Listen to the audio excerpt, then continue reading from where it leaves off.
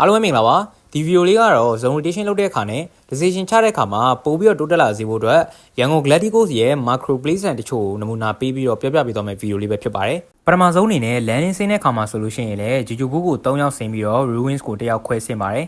ဒီလိုနဲ့ပဲ Luka ရဲ့တိုင်ပင်ပြီးရတဲ့ zone လဲလာပြီးဖြစ်တဲ့အတွက်ကြောင့်မို့ zone ဝင်ရပါတယ်ဒီမှာဆိုရင် 1G အတွက်ရွေးချယ်စရာတစ်ခုရှိပါတယ်။ cycle ကိုနှစ်ချမ်းခွဲပြီးကြည့်မယ်ဆိုလို့ရှိရင် cycle ရဲ့ဘယ်ဘက်ခြမ်းမှာဆိုရင်အသိနေတော်တော်များများကြက်နေတာကိုတွေ့ရမှာဖြစ်ပြီးတော့ cycle ရဲ့ညာဘက်ခြမ်းမှာဆိုလို့ရှိရင်တော့3-4သိန်းပဲရှိပြီးတော့ 1G အတွက်ဒါနေရာကောင်းရနိုင်တယ်ပေါ့နော်။ဒါကိုသိရ 1G ကလည်းဒီ cycle ရဲ့ညာဘက်ခြမ်းကိုယူဖို့အတွက်စပြီးတော့ rotation လုပ်ကြတယ်။ဒီမှာဆိုရင် Yasna ညာရဲ့အပေါ်ကနေပြီးတော့ဖြည်းဖြည်းချင်းစီသူ rotation လုပ်တယ်။ဒီလို rotation လုပ်ရတာကလည်းအားလီမှာဆေးဆော့ကျင်တာရောငကို 1G ရဲ့ပုံစံက mid gain နဲ့ late gain မှာရှေ့ဝင်တီးကြတာမို့လို့သူတို့အနေနဲ့ rotation ကိုလုပ်တယ်။ပြီးပြီဆိုရင်နောက်တစ်စုံလာပြီဆိုတာနဲ့အတင်းကြီးတောင်မှနေလေးမရှိရဲ့ဒီလိုမျိုးပွက်ချီကီနာ high ground ကိုသူတို့အနေနဲ့ယူဖို့အတွက်ဆုံးဖြတ်လိုက်တယ်ပြီးရနဲ့ C cloud ကဒီကုန်းကို scout တယ်ဒီကုန်းမှာလူမရှိတဲ့အတွက်ကြောင့်မို့လို့တခြား teammate တွေကိုပါခေါ်တယ်ဒီညမှာကျွန်တော်တို့တခုသတိထားမှာကကိုယ့်ရဲ့ scouter က high ground ဖြစ်ဖြစ် compound ဖြစ်ဖြစ်ရှင်းနေဆိုတာကို information ပေးလိုက်တာနဲ့ချက်ချင်းကြီးတန်းပြီးတော့အကုန်လုံးမဝင်သွားဖို့ပါပဲဘာဖြစ်လို့လဲဆိုလို့ရှိရင်ကျွန်တော်တို့အခုလိုမျိုးပြုံပြီးတော့ဝင်လာတာကကျွန်တော်တို့ရဲ့ back line မှာ enemy team တွေကရောက်လာနိုင်ပါတယ်ဒီနေရာမှာ 1G စော်သွားတဲ့ပုံစံက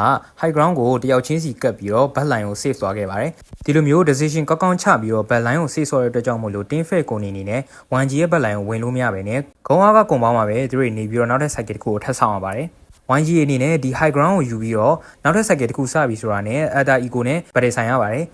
A real struggle start going into playoffs already again removed from the equation. Origo continue unloading the mortar strike, nade after nade on top. They just need to pick Krypton back up again. Technically he is in cover. So Alpha will head back down there, but a full 3v3 and plenty of nades to work with. SayCloud might just be on target there with that one. Descends over the top and it won't be a lot of damage needed to take Krypton out. And it will be a knockover towards Alpha and despite... ဒီမှာဆိုလို့ရှိရင်လည်း 4v3 နဲ့ဒီဘတ်တွေကိုနိုင်ခဲ့ပါတယ်ဗတ်တွေတစ်ခုဖြစ်ပြီဆိုလို့ရှိရင် position တာတဲ့ဘတ်ချန်ကတော်တော်လေးဖြစ်လို့ကောင်းတဲ့အတွက်ကြောင့်မို့လို့ YG အနေနဲ့ဒီလိုမျိုး risk များတဲ့ high ground ကိုယူရခြင်းပဲဖြစ်ပါတယ်ဒီလို high ground ယူတာကလည်းသူတို့ရဲ့ macro ကတော်တော်လေးကိုကောင်းတယ်လို့ပြောလို့ရပါတယ်ဒီ high ground တွေပဲတစ်ဖက်က 40 တို့ရော APG တို့ရောလှမ်းပြီးတော့ damage ပေးလို့ရပါတယ်နောက်ထပ် cycle တစ်ခုရောက်တဲ့အခါမှာ tin secret တွေကသူတို့ရဲ့ဒီ high ground ကိုစပြီးတော့တက်လာတာဖြစ်တဲ့အတွက်ကြောင့်မို့လို့ tin secret တွေနဲ့သူတို့ battle ဆိုင်ရပါတယ်ဒီမှာဆိုရင်တော့ကျွန်တော်တို့ရဲ့ battle လေးကိုပြတာပေးပါမယ်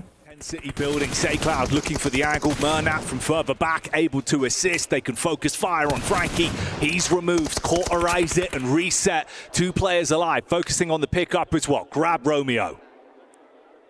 I mean, just make it as hard as possible, a 3v1, there's absolutely no... ဒီ battle ကိုကြည့်ချင်းအပြင် high ground ရဲ့အရေးပါပုံနဲ့ decision making ပိုင်းကဘယ်လောက်ထိကိုပွဲထဲမှာအကျိုးသက်ရောက်လဲဆိုတာကိုတကယ်ကြီးတို့သိသွားကြပြီလို့ထင်ပါတယ်တကယ်ကြီးတို့ရဲ့အထင်မြင်ယူဆတွေကိုလည်း comment မှာမှန်းသွားခဲ့လို့ရပါတယ်နောက်ထပ်ဒီလိုမျိုး analysis video တွေတင်ပေးတော့မှာဖြစ်လို့ TikTok ကဆိုလို့ရှိရင် follow လုပ်ခဲ့ပြီးတော့ YouTube ကဆိုရင် subscribe လုပ်ခဲ့ကြဖို့မမေ့ပါနဲ့